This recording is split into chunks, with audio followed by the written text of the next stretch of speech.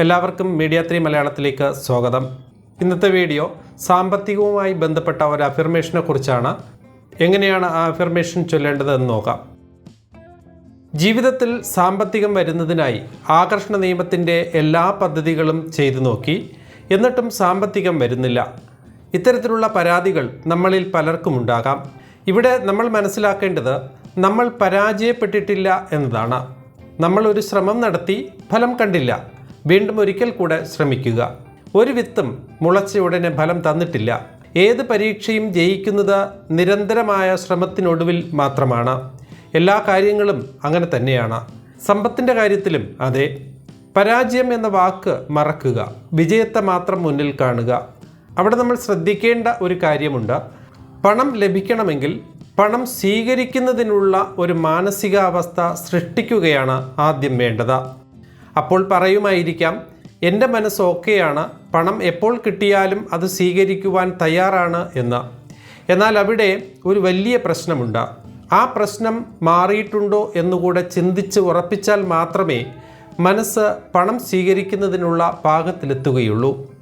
The power of subconscious mind എന്ന പുസ്തകത്തിൽ doctor Joseph Murphy ആ ഒരു വലിയ പ്രശ്നത്തെക്കുറിച്ച് വളരെ സിമ്പിളായി പറയുന്നുണ്ട്. അതായത് ചില ആളുകൾ ഇടയ്ക്കിടെ ഇങ്ങനെ പറയാറുണ്ട്, ആര് വളരെയധികം പണം സമ്പാദിക്കുന്നുവോ അവൻ ഏതെങ്കിലും തരത്തിലുള്ള കബളിപ്പിക്കൽ തൊഴിലാക്കിയുള്ളവനായിരിക്കും എന്ന് പറഞ്ഞാൽ എന്തെങ്കിലും തരികിട പ്രവൃത്തികൾ ചെയ്ത് പണം ഉണ്ടാക്കിയവരായിരിക്കും എന്ന്. ഇങ്ങനെ സംസാരിക്കുകയും ചിന്തിക്കുകയും ചെയ്യുന്ന ഒരു വ്യക്തി സാമ്പത്തിക പരാധീനതയിൽ കഷ്ടപ്പെടുന്ന ഒരാളായിരിക്കണം. അങ്ങനെയുള്ളവരാണ് ഈ രീതിയിൽ സാധാരണ ചിന്തിക്കാറുള്ളത്. ഇങ്ങനെയുള്ളവർ ചെയ്യുന്നത് സ്വയം ബുദ്ധിമുട്ടുകളെ ക്ഷണിച്ചു വരുത്തുകയാണ്. പണം സമ്പാദിച്ചിട്ടുള്ള വ്യക്തികളെക്കുറിച്ച്, അതായത് സമ്പത്തുള്ളവരെക്കുറിച്ച് ഇത്തരത്തിലുള്ള നിഷേധാത്മക ചിന്തകളെ മനസ്സിൽ കൊണ്ടു നടക്കുകയും അവരുടെ സമ്പത്തിനെ നിന്ദിക്കുകയും ചെയ്യുന്നതിലൂടെ തനിക്ക് വന്നു ചേരാനുള്ള അഭിവൃദ്ധിയും സമ്പത്തും തന്നിൽ നിന്ന് വിട്ടുപോകുന്നതിന് കാരണമാകുന്നു. നമ്മളെ നിന്ദിക്കുന്ന ഒരാളോട് നമ്മൾ ഒരിക്കലും കൂട്ടുകൂടാനോ കൂടെ താമസിക്കുവാനോ ഒരിക്കലും തയ്യാറാവില്ല. അതുപോലെ തന്നെയാണ് ധനവും. ഇവിടെ സംഭവിക്കുന്നത് മറ്റുള്ളവരുടെ സമ്പത്തിനെ ബഹുമാനിച്ചില്ലെങ്കിലും അതിനെക്കുറിച്ച് നിഷേധാത്മകമായി ചിന്തിക്കാതിരിക്കുക. പറയണമെന്ന് പോലുമില്ല, മനസ്സിൽ ചിന്തിച്ചാലും മതി. പിന്നെ നമ്മൾ പണത്തിനു വേണ്ടി പ്രാർത്ഥിച്ചതുകൊണ്ട് ഒരു കാര്യവുമില്ല. അവിടെ നമ്മൾ സമ്പത്തിനായി ചെയ്യേണ്ട വഴികളെക്കുറിച്ച് പറയുന്നിടത്ത് ജോസഫ് മർഫി ഒരു കാര്യം കൂടെ പറയുന്നുണ്ട്. പണത്തെ ഈശ്വരനായി ഒരിക്കലും ചിത്രീകരിക്കരുത് എന്നാണ്. പണം എന്നത് ഒരു ചിഹ്നം മാത്രമാണ്, ഒരടയാളം എന്ന് വേണമെങ്കിൽ പറയാം. യഥാർത്ഥത്തിലുള്ള പണം നമ്മുടെ മനസ്സിലാണെന്ന് ഓർക്കുക. അപ്പോൾ മനസ്സാണ് ഇവിടെ ഈശ്വരനായി പ്രവർത്തിക്കുന്നത്. അതുകൊണ്ട് തന്നെയാണ് മനസ്സിൽ ഒരിക്കലും മറ്റൊരാളുടെ സമ്പത്തിനെ നെഗറ്റീവായി ചിത്രീകരിക്കരുത് എന്ന് പറയുന്നത്. അയാൾ എങ്ങനെ ക്യാഷ് ഉണ്ടാക്കി എന്നുള്ളതല്ല ഇവിടുത്തെ വിഷയം. അയാൾ നല്ല രീതിയിലോ മോശമായ രീതിയിലോ പണം ഉണ്ടാക്കിയിരിക്കാം. അത് അയാളുടെ മാത്രം വിഷയമാണ്. നമ്മുടെ വിഷയം പണം എന്ന ആ ഒരു ചിഹ്നം മാത്രമാണ്. ഭൗതികമായ ആ ചിഹ്നത്തെ നേടാനായി മനസ്സിൽ അതിനെ പോസിറ്റീവായിട്ടാണ് നമ്മൾ കാണേണ്ടതും നമ്മൾ പറയേണ്ടതും ചിന്തിക്കേണ്ടതും. എന്നാൽ അതിനർത്ഥം അയാൾ മോശമായ രീതിയിലാണ് പണം ഉണ്ടാക്കിയതെങ്കിൽ അതിനെ സപ്പോർട്ട് ചെയ്യണമെന്നല്ല.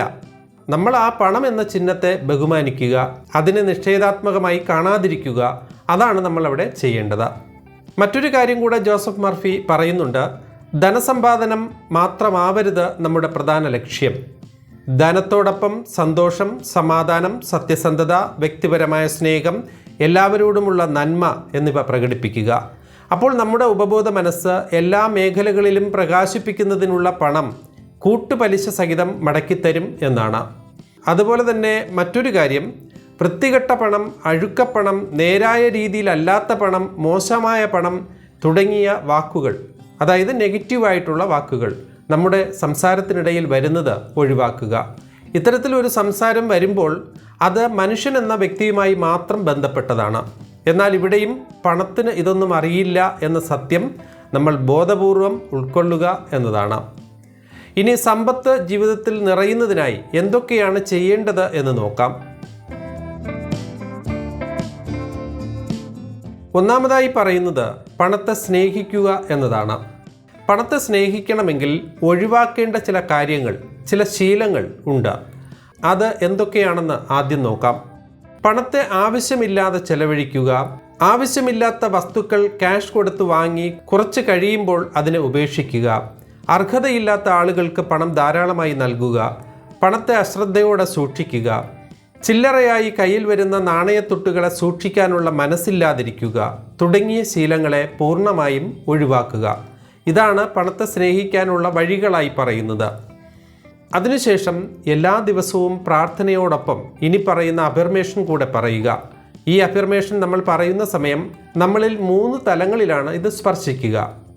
അതായത് ഒരു വ്യക്തിയെ സംബന്ധിച്ചിടത്തോളം 3 തലങ്ങളിലാണ് ഇത് സ്പർശിക്കുക. 1 ചിന്ത, 2 പ്രവൃത്തി, 3 ആത്മീയം. ചിന്ത നമ്മുടെ തലച്ചോറുമായി ബന്ധപ്പെട്ടിരിക്കുന്നു, പ്രവൃത്തി നമ്മുടെ മനസ്സും ശരീരവുമായി ബന്ധപ്പെട്ടിരിക്കുന്നു, ആത്മീയം പ്രപഞ്ചവുമായി ബന്ധപ്പെട്ടിരിക്കുന്നു. ഈ 3 ഘടകങ്ങളും ഒന്നിച്ചു ചേർന്നാൽ മാത്രമേ സമ്പത്തിൻ്റെ വാതിൽ തുറക്കുകയുള്ളൂ. എന്നാൽ ഇവിടെ രസകരമായ ഒരു കാര്യം, അറിഞ്ഞോ അറിയാതെയോ നമ്മളിൽ ചിലരെങ്കിലും ഈ വാതിൽ തുറന്നവരുമാണ്. ഒരു കാര്യം കൂടെ ഓർമ്മിപ്പിക്കുന്നു, ഇതൊന്നും സിസ്റ്റമാറ്റിക്കായി ചെയ്യേണ്ടതല്ല, ബോധപൂർവം മനസ്സിലാക്കി പ്രവർത്തിക്കേണ്ടവയാണ്.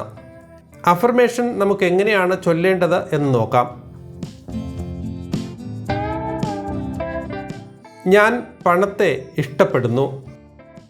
ഞാൻ പൂർണ്ണമായും സാമ്പത്തിക സ്വാതന്ത്ര്യം അനുഭവിക്കുന്നു. ധനം സമ്പാദിക്കുന്നതിനുള്ള അർഹത എനിക്കുണ്ട്. ധനം നിരവധി വഴികളിലൂടെ എന്നിലേക്ക് വന്നുകൊണ്ടിരിക്കുന്നു. ഞാൻ ധനത്തെ ആകർഷിക്കുന്ന ഒരു കാന്തമാണ്. ധനം എന്നെയും ആകർഷിക്കുന്നു. പരസ്പരം ആകർഷിക്കുന്നതിലൂടെ ധനസമ്പാദനത്തിൻ്റെ പുതിയ ആശയങ്ങളും സ്രോതസ്സുകളും പ്രപഞ്ചം എന്നിലേക്ക് നിറച്ചുകൊണ്ടിരിക്കുന്നു. ഞാൻ പൂർണ്ണമായും ധനികനായി മാറിയിരിക്കുന്നു. എന്നിലേക്ക് വന്നുകൊണ്ടിരിക്കുന്ന സമ്പത്തിലൂടെ മറ്റുള്ളവരെ സഹായിക്കാനുള്ള ചിന്തകളും മനസ്സിൽ രൂപം കൊള്ളുന്നു. പ്രതീക്ഷിക്കുന്നതും അപ്രതീക്ഷിതവുമായ സമ്പത്തിൻ്റെ വരവിലൂടെ സമാധാനവും സന്തോഷവും സമൃദ്ധിയും നിറഞ്ഞ ഒരു ജീവിതം ആസ്വദിക്കുവാൻ കഴിയുന്നതിൽ പ്രപഞ്ചശക്തിയോട് ഞാൻ നന്ദി പറയുന്നു. ഇതാണ് അഫർമേഷൻ. ഈ അഫർമേഷൻ ഒരു പ്രാർത്ഥന പോലെ തുടർച്ചയായി എല്ലാ ദിവസവും പറയുക. തുടർച്ചയായി പറയുന്നതിലൂടെ മാത്രമേ ഫലം കാണുകയുള്ളൂ.